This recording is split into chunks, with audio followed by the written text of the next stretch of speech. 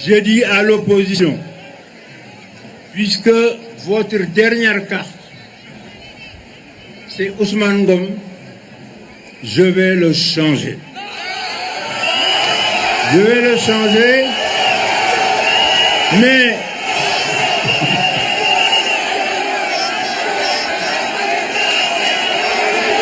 qu'ils constatent eux-mêmes que le peuple n'est pas d'accord.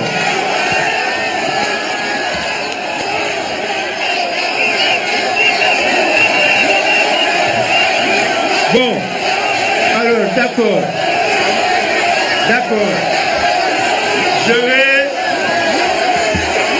Je vais maintenir Ousmane Ngom,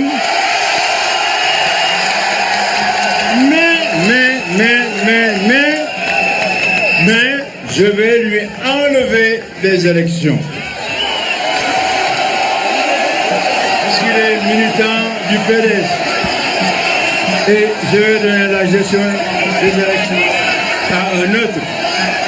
Nous avions une revendication politique. Cette revendication qui a été d'abord celle de Benno Siggil Sénégal, ensuite endossée et prise en charge par le mouvement des forces vives, mouvement du 23 juin, pour récuser le ministre de l'Intérieur, Ousmane Ngom, récuser le ministre de la Justice, Cheikh Tidiane Sy, pour leur attitude par rapport au processus et par rapport au dialogue politique. Alors, qu'est-ce que fait le président de la République? Il surprend tout le monde, il dit « je vais retirer les élections à Ousmane Ngom ». En réalité, Ousmane Ngom reste le maître, en tout cas, du ministère de l'Intérieur. Il a la haute main sur les élections, puisque non seulement l'administration territoriale, qui est le bras armé de l'État, dans le bon sens, hein, c'est une administration républicaine. C'est elle qui organise matériellement le vote. Cette administration relève de l'autorité du ministre de l'Intérieur, Ousmane Ngom. La DAF elle-même, qui est la direction de l'automatisation du fichier, a été transférée, mais tout le monde sait que le directeur de l'automatisation, le commissaire Diallo, nommé par Ousmane Ngom, qui a la haute main sur cette direction, même si on dit que cette direction va chez M. Cheikh Gueye, tout le monde sait que M. Gueye n'aura absolument pas les coups de franche pour pouvoir mettre un homme qu'il faut à la place qu'il faut. Par rapport à cette direction centrale qui gère le fichier électoral et en même temps le fichier national des cartes d'identité nationale.